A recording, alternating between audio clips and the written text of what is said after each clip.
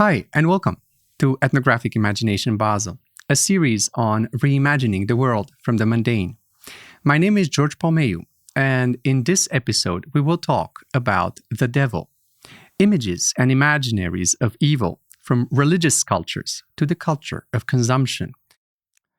Our guest is Birgit Meyer, whose scholarly work has taken on centrally the forces of darkness in relation to new religious movements, film, media, and the senses. So stay with us for a conversation on what depictions of the devil may reveal about modernity, late capitalism, and the world at large.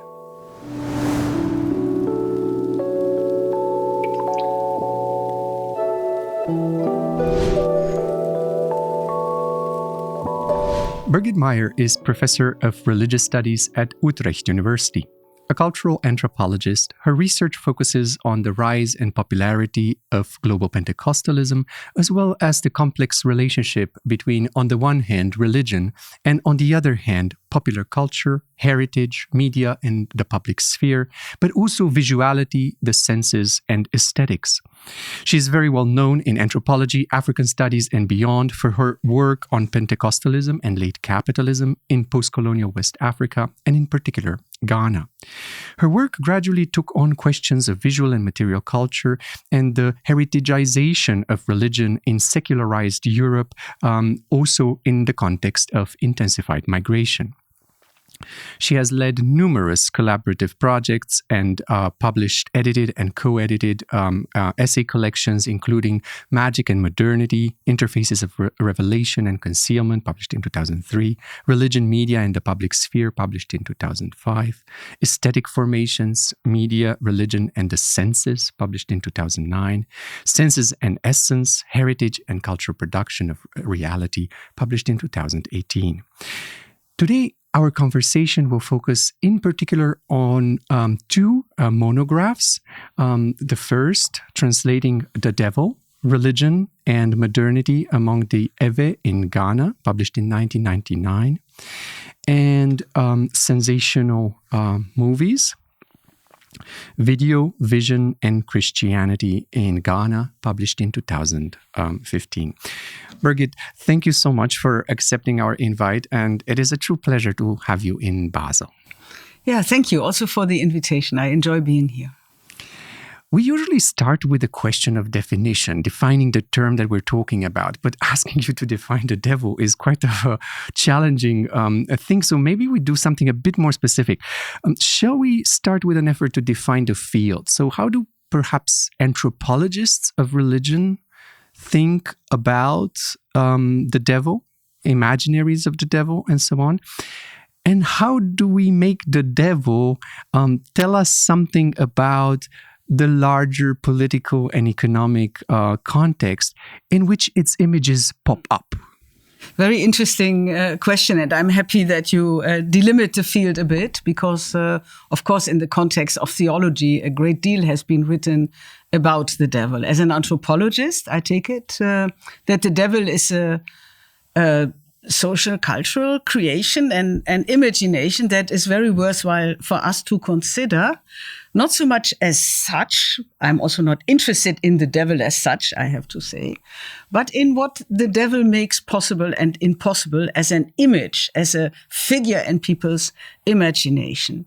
My own interest in studying, in a way, imaginaries around the devil came forth from the insight that the devil stands for that what is perceived to be threatening, bad, rejected, and yet which will not go. So for me, the figure of the devil is a kind of crystallization of human ambivalence, of that what is, although it should not quite be. And I find that a very, very interesting entry point into certain depths, in a way, of human existence in a general sense. I'm also interested in how the devil is mobilized in all kinds of settings to thematize that what is forbidden and often in unexpected ways. Can we say perhaps that if the devil stands for the forbidden, for that shouldn't be, that also changes with time? So the devil becomes a site for negotiating precisely. Absolutely. that difference. Absolutely. And the figure of the devil, of course, always makes it possible to negotiate what is forbidden, well, also in relation to a particular political normative framework, obviously. So one would always situate an imaginary around the devil within these frameworks, which with their own do's and don'ts. And then it's interesting because the devil opens a kind of window into contested desires and also allows people in a way to confront these in perhaps a voyeuristic, prurient manner. So you started your research in Ghana, working among the Ewe people in the 1980s? Yes, late 1980s. 88 I started. And already at that point, focusing on religion brought the figure of the devil front and center.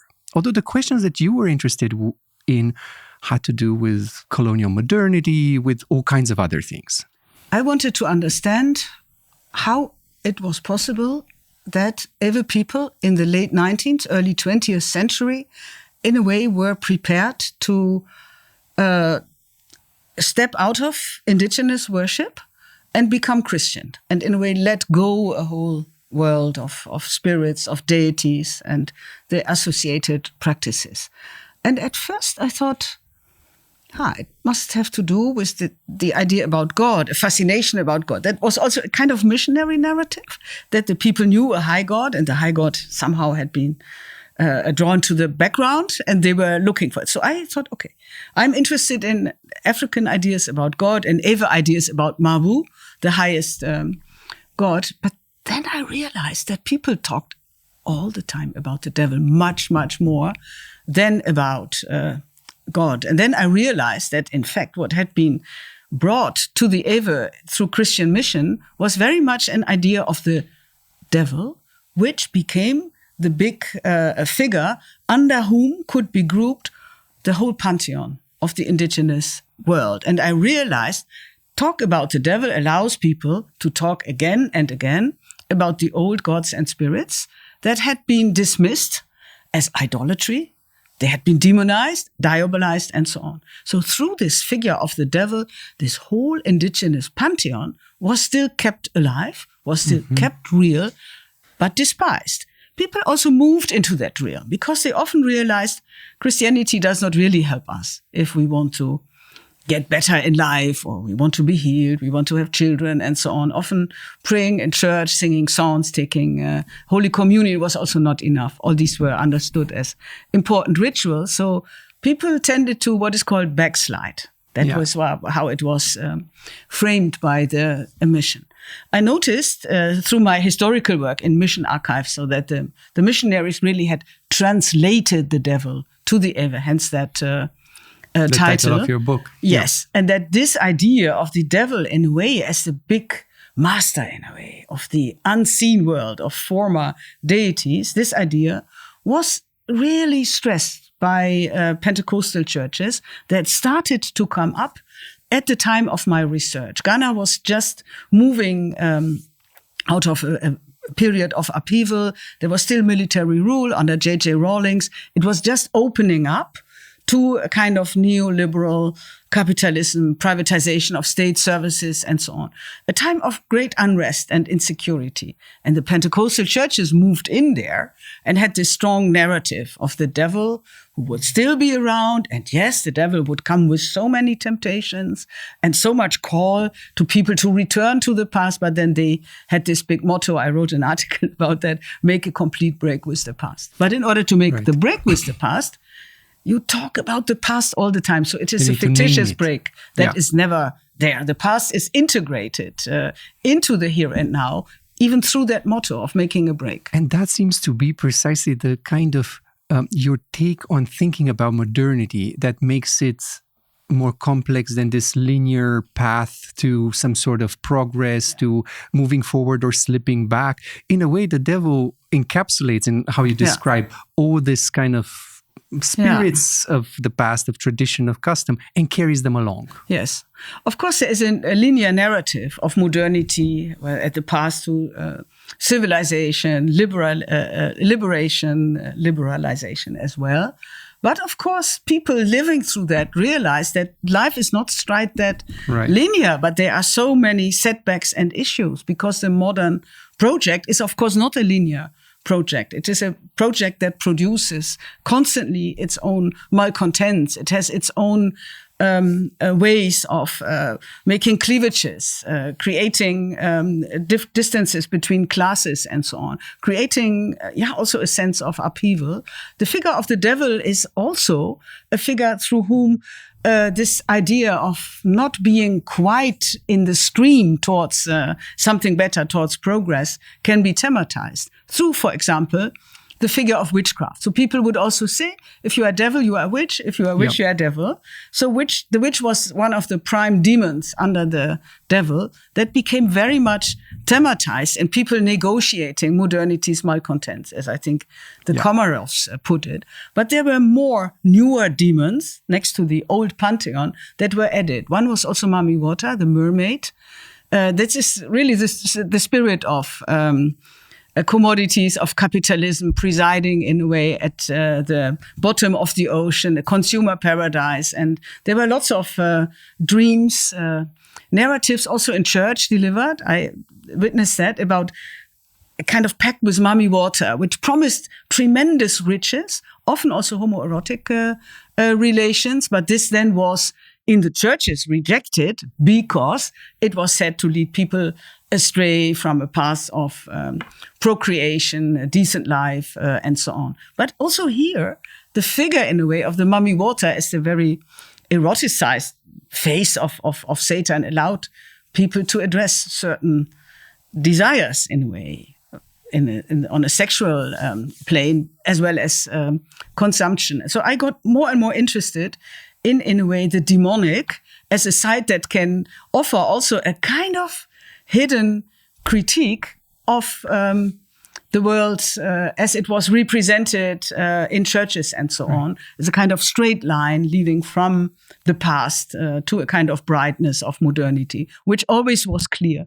This promise could not be made real, as it were. Right. Yeah, and there the devil comes in. And so it offers critique, but it also offers an opportunity for pleasure, because I imagine if in a sermon one talks about Mami Wata or talks about the temptations of various demons and enumerates the kind of wealth that they can bring or the kind of joys they can bring, there is also a certain kind of pleasure in the talk and in the negotiation of where do I draw the line vis-a-vis all this. Exactly. Preachers often always laughed and smiled a bit when they talked about the devil.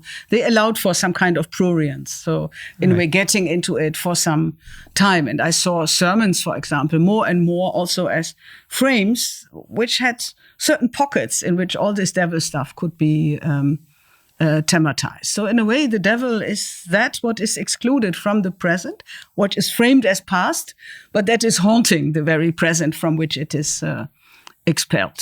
And of course, as a scholar, I would say the devil is not past. There is no break with the devil is as present as the divine, right? It's coexisting. And so then you get, through this emphasis perhaps on the devil and all its permutations, you get a very interesting insight, perhaps, in the messiness of human life and all these existential struggles. Yeah, in the ambivalences. I wanted to come back to Mami Wata, but and the question of wealth and the seduction of commodities and so on. But before we do so, maybe just for our audience to give a bit of background here. I mean, a lot of your work has also been with has been about what is new about Pentecostalism in the late capitalist moment across Africa and across the world.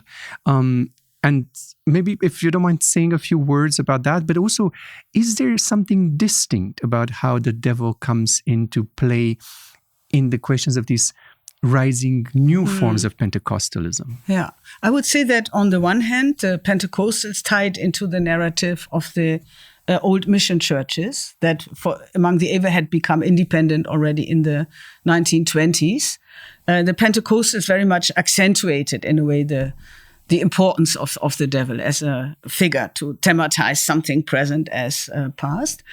But So the Pentecostal churches, as they rose in the 1980s, especially in the 1990s, using new media and so on, I think they really, really stressed this whole devil talk much more than before. They organized big crusades. They had prayer camps where people could come in order to be exorcised from the demons that were worrying them. And I went to such camps.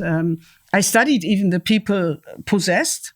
People were possessed because the Holy Spirit was, in a way, invoked on them. And then the spirits that inhabited these people would show themselves. So I was able to recognize how Mummy Water looks, or how certain creatures, small dwarfs, Aziza, how they look, how indigenous gods might move, and so on. And you saw a whole realm, in a way, of forces summoned by the Holy Spirit to show themselves in order to be exorcised. And this, in a way, included traditional deities that often stood, in a way, for some cohesion on the village or family level, witchcraft, but also all these temptations for which Mummy Water stood. So in that sense, the Pentecostals very much pushed this whole process of exorcising, separating people perhaps from not just the past, but from family ties, from a whole perhaps more indigenous logic of relating and living, singularizing them. So the Holy Spirit working almost as a knife, cutting, right, as people said, blood ties, and so on. So in that sense, also the Pentecostal church is really tied into this mission tradition and also formed a kind of antithesis to indigenous religion. At the same time, the Pentecostals were also, partly financed, of course, by American evangelical networks and so on. And they also came to add certain messages very, very strongly and making Pentecostalism in Africa also part of a global movement. You see this at this moment very clearly with the LGBTQI movement. So family values being brought in, emphasized, homosexuality being said un-African and so on. These are narratives, I would say, that come very much from global Pentecostalism and then are very much preached in a way in the Ghanaian context. So it is, on the one hand, I would say Pentecostalism a very African phenomenon, tying into almost a logical continuation of a missionary preaching since the 19th century, but it becomes also infused with more international, big evangelical movement ideas. So both the anti-LGBTQ sort of impetus that has emerged through Pentecostal churches and beyond, actually. Yeah. But also what you said before, the rituals in which various kinds of demons are called to reveal themselves, to show themselves. They seem to be also about the promise of disambiguating reality for people in a context in which things are complexly ambiguous and ambivalent. Well, it's a dualistic principle. The idea is, okay, the devil is there, but you can exercise whatever form the devil takes, and then you are on the good side and you can continue. But of course, it's even part of the logic of Pentecostalism to thrive as the anti-force to the devilish, to that from which people are to be exorcised. So Pentecostalism itself, even if you look at it from some distance, thrives on a, perhaps one could even say, perverse logic of even necessitating that what is to be despised and exorcised. Otherwise, its power would lead where? Yeah. So there is a need, in a way, to create all these images of something bad, tempting, but something outside, to be left, but that is outside. So the subject that emerges through the devil, through this ritual, through the laying of hands as an important sort of Pentecostal ritual, but also the kind of call of the Holy Spirit to inhabit the body that you write about. This is a kind of individualistic subject that is also to be readily positioned to consume, to desire affluence, commodities, luxury. Yeah.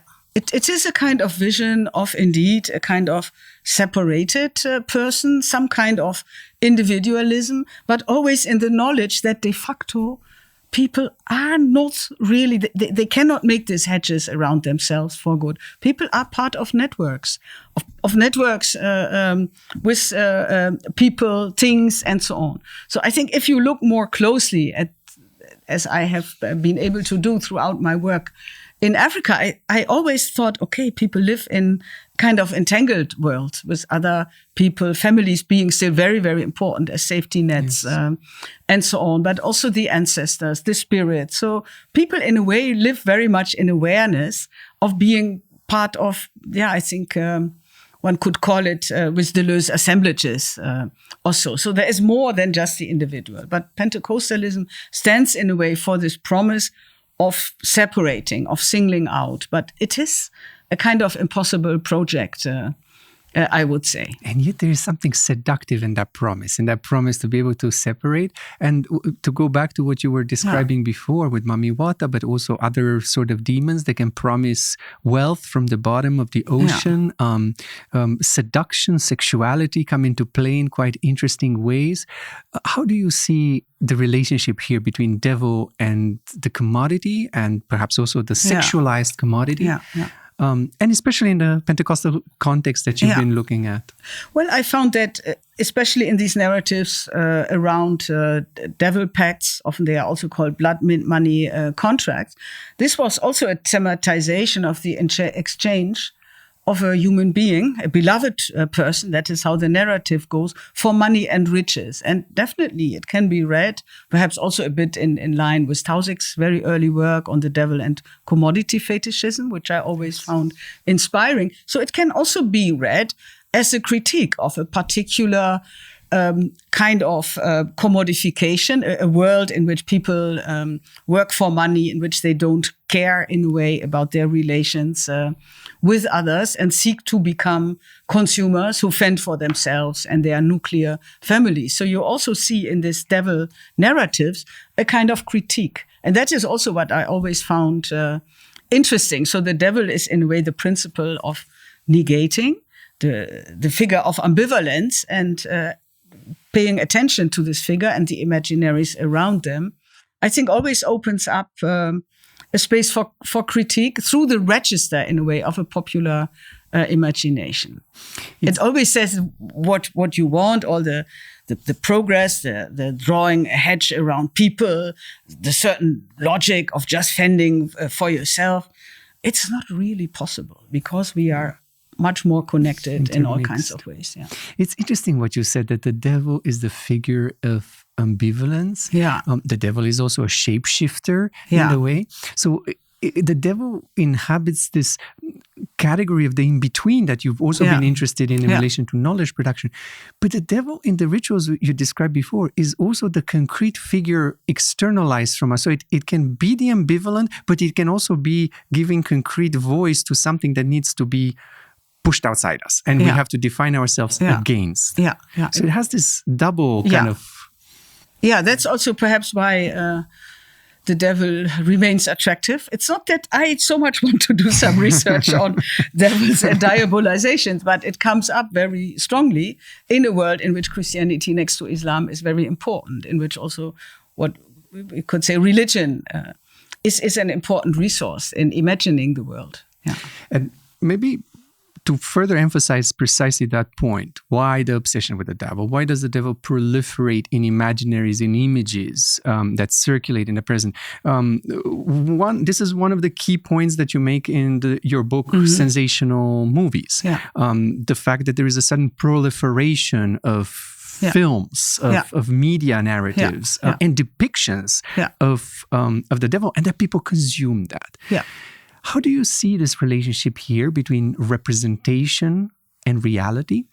Yeah, that's a very interesting issue. So I propose in that book that this video film industry, which emerged as a stand-in for the state film industry that used celluloid, but it was a commercial industry. So the filmmakers had to be very close to what people were interested in seeing. So all the things we have talked about are things that have been put on screen, of course. And these are Ghanaian filmmakers. Yeah. These were now the film industry is down. I think in the end they really lost out to the much bigger Nollywood, so the Nigerian film industry. But during my research, it was a kind of historical ethnography from the mid-90s till around 2010 or so. I watched so many movies, did so many interviews with filmmakers, talked to audiences, actors, and so on. I found very intriguing how they tried, in a way, to project, of course, the unseen.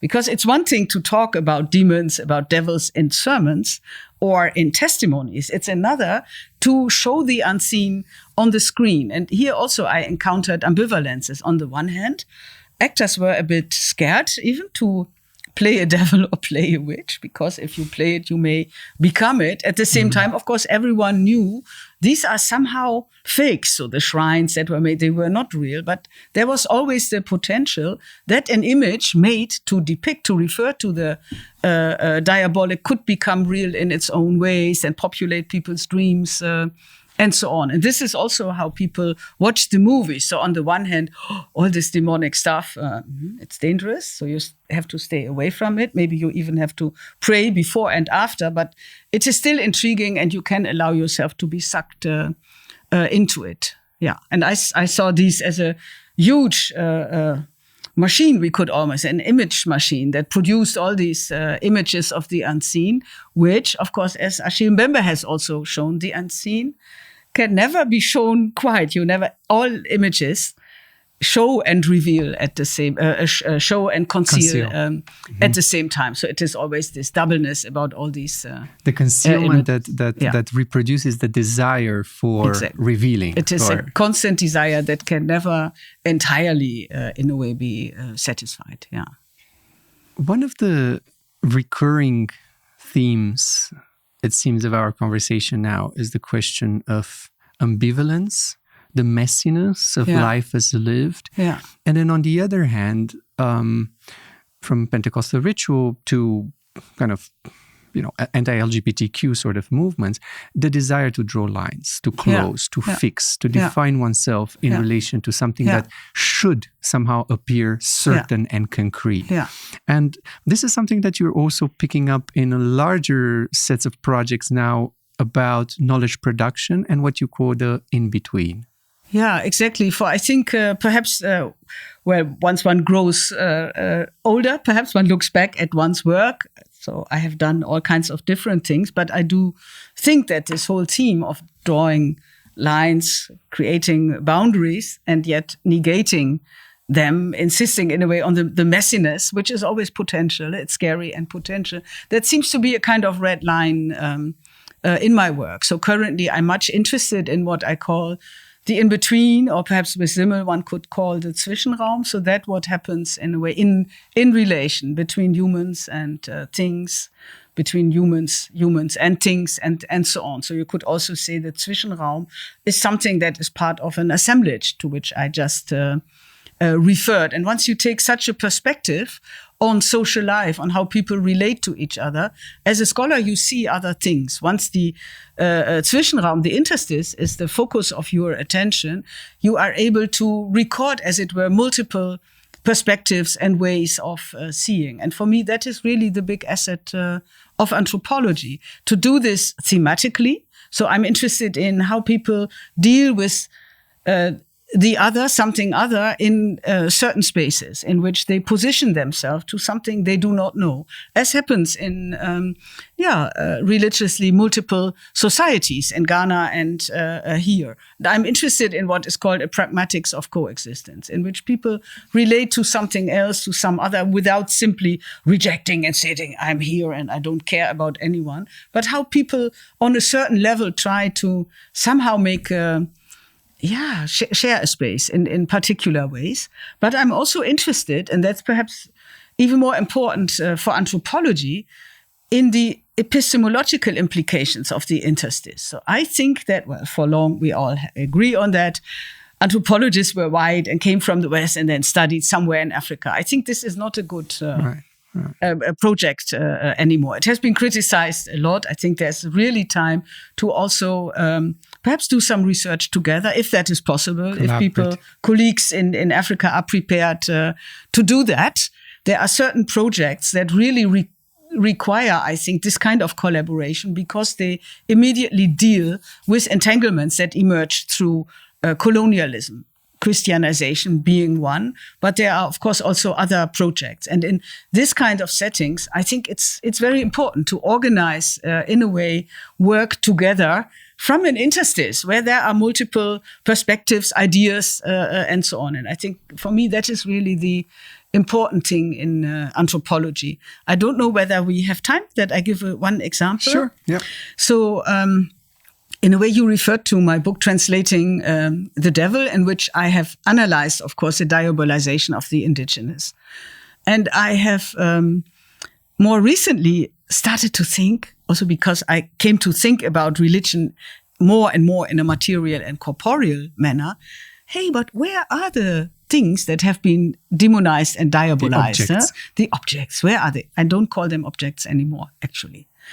Where are they? And then I could do some research and realize, they are kept in a museum in Germany, in the Übersee Museum. There's a whole collection of a missionary called Spies, who was active among the Ewe, who collected all kinds of items by buying them, also by taking things that had just been discarded, or also things from people who had turned Christian.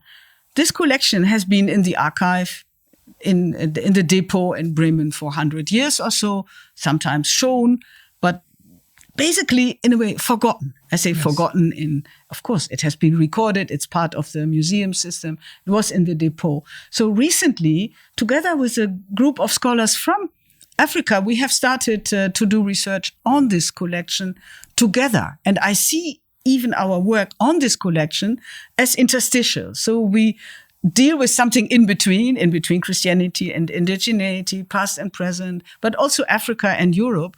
We study this in a way together as a team, and we try to, in a way, restore or understand, in a way, the meanings, uses, values of all these items that have been discarded and so on at the time before or prior to Christianity, and we investigate their potential value, as it were, for the future. Because I do note, I refer to the somewhat perverse logic, perhaps, of Pentecostalism. I do notice that now there is a stronger interest in this kind of past, which is also going on, the indigenous, now than it has been the case maybe 10 years ago. So this is a very interesting and important moment to also look back at all the items, artifacts that have been carried away under the ticket of idolatry, that have been kept, not destroyed.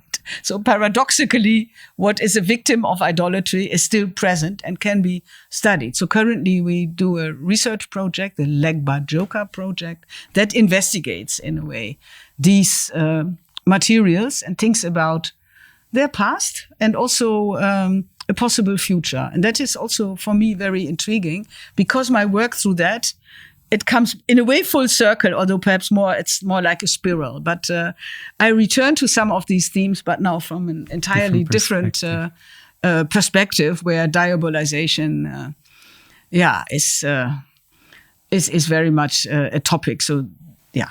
This sounds amazing, and I think there's also an ethical sort of lesson to be taken from this journey that you are going through, and that's to remember the importance of precisely the in-between, the ambiguation as part of our existence.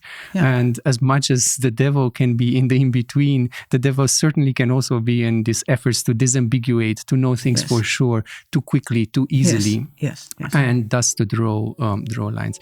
Birgit, we are out of time, so I want to thank you so much for this lovely conversation, and to encourage our audience to pursue further these questions by picking up your books and your publications. Thank you, Josh. I enjoyed it. Thank you.